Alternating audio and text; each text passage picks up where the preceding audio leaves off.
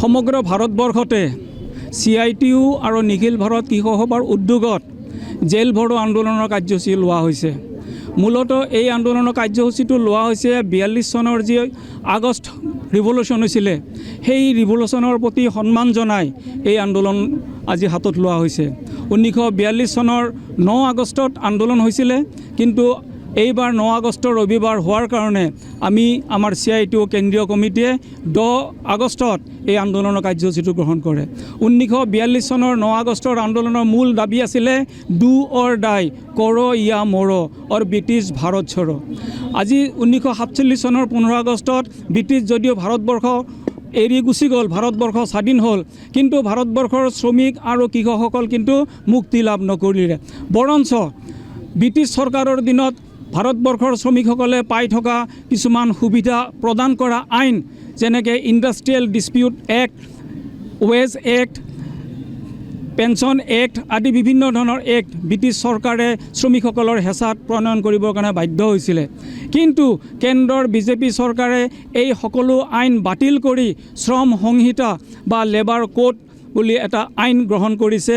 আৰু এই আইনৰ যিটো মূল উদ্দেশ্য ভাৰতবৰ্ষৰ কৰ্পৰেট গোষ্ঠীৰ স্বাৰ্থ ৰক্ষা কৰা। এই আইনৰ জৰিয়তে কৰ্পৰেট গোষ্ঠীয়ে বা মিলৰ মালিকে, চাহ বাগিচাৰ মালিকে নিজৰ ইচ্ছামতে, নিজৰ খেয়াল খুচিমতে শ্ৰমিকক নিয়োগ কৰিব পাৰিব বা শ্ৰমিকসকলক বৰখাস্ত কৰিব পাৰিব। বৰখাস্ত কৰা শ্ৰমিকসকলে এই মালিকৰ বিৰুদ্ধে কোনো লেবাৰ কেছ কৰিব নোৱাৰে, কাৰণ লেবাৰ যিবিলাক অফিচ আছে, আমাৰ মংগলদৈত আছে শ্ৰম বিভাগৰ কাৰ্যালয়, হৰিচিঙাত আছে, মাজবাটত আছে, এই গোটেই লেবাৰ অফিচ অকামিলা কৰি দিব, উঠাই দিব, আৰু শ্ৰমিকসকলে ইচ্ছা কৰিলে চিভিল কেছ কৰিব পাৰিব। কিন্তু বাস্তৱ ক্ষেত্ৰত দেখা যায় যে কোনো শ্ৰমিকে ব্যক্তিগতভাৱে মংগলদৈ, ওদালগুৰি বা গুৱাহাটীত গৈ মালিকৰ বিৰুদ্ধে যুঁজ কৰিব নোৱাৰে। কিন্তু ইউনিয়ন থকা হ'লে তেওঁলোকে এই যুঁজ কৰিব পাৰিলেহেঁতেন। আমাৰ হাতত প্ৰমাণ আছে। আমাৰ ইউনিয়ন কৰিব যোৱাৰ অপৰাধত বাদলাপাৰা চাহ বাগিচা, অৰঙাজুলি চাহ বাগিচা, ফুটিয়াচাং চাহ বাগিচা আৰু হাতীগড় চাহ বাগিচাত বহু শ্ৰমিকক কামৰ পৰা বৰখাস্ত কৰিছিল। আৰু আমাৰ ইউনিয়নে লেবাৰ কোৰ্টত কেছ কৰি সেই শ্ৰমিকসকলৰ অধিকাৰ ৰক্ষা কৰিবৰ কাৰণে সক্ষম হৈছে। আনকি উইলিয়ামছন মেগৰ টাটা কোম্পানীৰ দৰে মালিকো এই যুঁজত পৰাস্ত হৈছে আৰু শ্ৰমিকসকল জয়ী হৈছে। সম্পূৰ্ণ দৰমহাসহ তেওঁলোকৰ ৰেচনসহ শ্ৰমিকসকলক কাম দিবৰ কাৰণে কৰ্তৃপক্ষ বাধ্য হৈছে। কিন্তু এতিয়া এই শ্ৰম সংহিতা কাৰ্যকৰী হ'লে এই ধৰণৰ কোনো ব্যৱস্থা বা কোনো ধৰণৰ নিৰাপত্তা তেওঁলোকে নাপাব। আনকি যি মাননি, এই মাননিৰো কোনো ধৰণৰ নিৰাপত্তা নাথাকিব।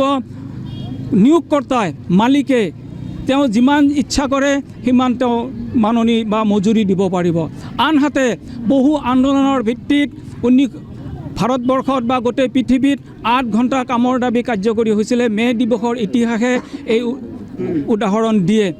8 ঘণ্টাৰ কাম ভাৰতবৰ্ষতো সকলো শ্ৰমিকে 8 ঘণ্টা। এতিয়া আপোনালোকে কোনখিনি কৰ্মচাৰীক লৈ আপোনালোকে আন্দোলন কৰিছে, কি বিচাৰিছে? কৈ আছোঁ, 8 ঘণ্টা কামৰ সুবিধা আছিলে, কিন্তু এই শ্ৰম কোডে, লেবাৰ সংহিতাই শ্ৰমিকসকলৰ কাম 10 ঘণ্টাৰ পৰা 12 ঘণ্টালৈকে বৃদ্ধি কৰিছে। গতিকে সমগ্ৰ শ্ৰমিক বিৰোধী এই আইনৰ বিৰুদ্ধে আমি শ্ৰম সংহিতা বাতিল কৰাৰ বাবে দাবী উত্থাপন কৰিছোঁ। আৰু CITUৰ অন্তৰ্ভুক্ত অংগনবাদী কৰ্মী সহায়িকা সন্থা, মধ্যাহ্ন ভোজন কৰ্মচাৰী ইউনিয়ন, নিৰ্মাণ শ্ৰমিক ইউনিয়ন, অখিল ভাৰতীয় চাহ মজদুৰ সংঘ, এইকেইটা ইউনিয়নে আমাৰ লগত যোগদান কৰিছে। আৰু CITUৰ ভাতৃপ্ৰতিম সংগঠন নিখিল ভাৰত কৃষক সভা দৰং জিলা কমিটিয়ে এই আন্দোলনত চামিল হৈছে।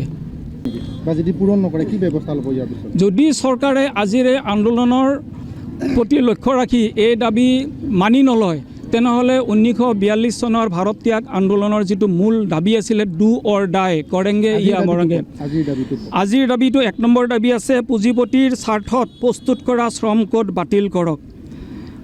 অসমৰ সকলো ক্ষেত্ৰত কাম কৰা শ্ৰমিকৰ ন্যূনতম মজুৰি মাহিলী 26,000 টকা ধাৰ্য কৰক। কামৰ সময় 8 ঘণ্টা বাহাল ৰাখক। এইকেইটা হৈছে মূল দাবী। আৰু অন্যান্য দাবী আছে। চাহ শ্ৰমিকৰ দৈনিক মজুৰি 661 টকা ধাৰ্য কৰাৰ কাৰণে আমি দাবী উত্থাপন কৰিছোঁ। অংগনবাদী, ৰন্ধন কৰ্মচাৰী, আশা যিবিলাক আঁচনিভুক্ত কৰ্মচাৰী, এওঁলোকক চৰকাৰীকৰণ কৰিব লাগে আৰু এওঁলোকক মাননিৰ সলনি মজুৰি দিব লাগে চৰকাৰে। তেওঁলোকে কিমান মজুৰি দিব সেইটো কথা নহয়, কিন্তু মজুৰিটো দিব লাগে।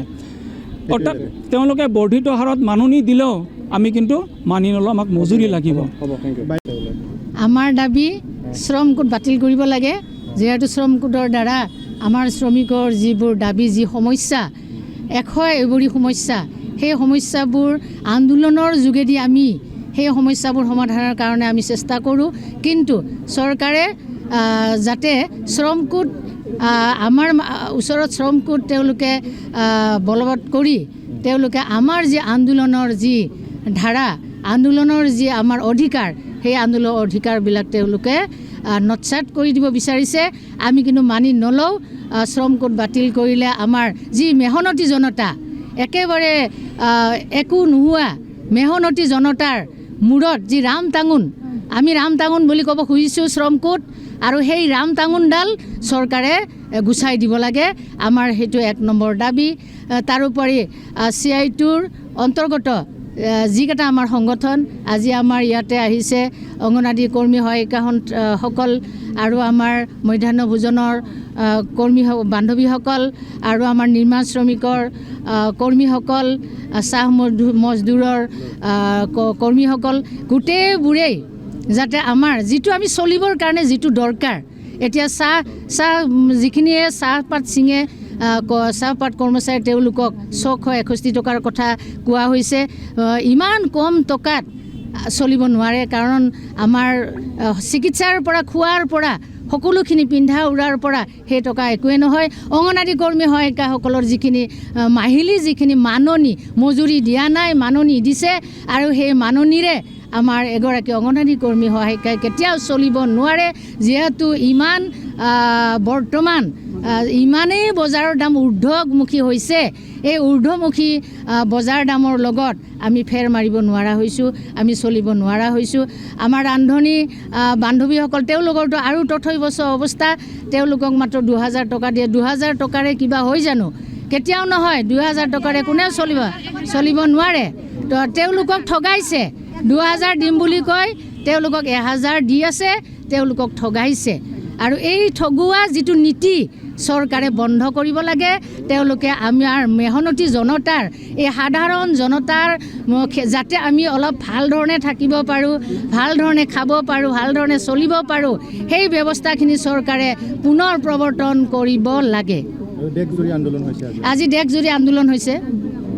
এই আন্দোলন চলাই যাম। হয়তো ইয়াতকৈ আমাৰ জংগী আন্দোলন কৰিবলৈ আমি বাধ্য হ'ম। আমি এতিয়ালৈকে কোনো জংগী আন্দোলন কৰা নাই। আমি অসংখ্যভাৱে চৰকাৰৰ ওচৰত আমাৰ কান্দোনখিনি আমি প্ৰকাশ কৰিছোঁ। আমি কেনেকৈ ভুগিছোঁ, কেনেধৰণে আমি ভুগি আছোঁ। আমাৰ জীৱন যাত্ৰা একেবাৰে নিম্ন মানদণ্ডৰ, এই নিম্ন মানদণ্ডত আমি ভুগি আছোঁ। অথচ এছামে উচ্চ অট্টালিকাত তেওঁলোকে ইমান সুন্দৰ লাভ বিলাসৰ জীৱন ধাৰণ কৰি আছে, আৰু আমাৰে টকা, আমাৰে পৰিশ্ৰমৰ ফলবিলাক খাই তেওঁলোকে খুব উচ্চ অট্টালিকাত ফস্তি মাৰি আছে। আৰু আমি যিবিলাকে কাম কৰি খাওঁ, কৃষকসকলে খেতি নকৰে, তেওঁলোকে খাব পাব জানো? কেতিয়াও নাপায়। কৃষকে খেতি কৰিবই লাগিব, কৃষকে ধানৰ খেতি, শাক পাচলিৰ খেতি কৰিবই লাগিব। কিন্তু কৃষকে শাক পাচলিৰ পৰা, ধানৰ পৰা সকলোখিনি খেতি কৰি ৰাইজক পুহিও খেতিয়কসকলে যিখিনি সা সুবিধা পাব লাগে, সেই সুবিধা আজি নাপায়। এইটো বৰ দুখ লগা কথা। আৰু আমাৰ যিমানবোৰ মেহনতি জনতা আছে, আমাৰ দুখীয়া জনতা আছে, যিখিনি সুবিধা পাব লাগে, সেই সুবিধা আজি পোৱা নাই। বৰ দুখ লাগে। সকলো ক্ষেত্ৰতে ক্লাছিফিকেশ্যন কৰা হয়, আমি বৰ দুখ পাওঁ, আৰু সেইকাৰণে আমি এই আন্দোলন আমি চলাই যাম। যিকোনো খবৰৰ বাবে যোগাযোগ কৰক 9181 307 221 আমাৰ এই নম্বৰত।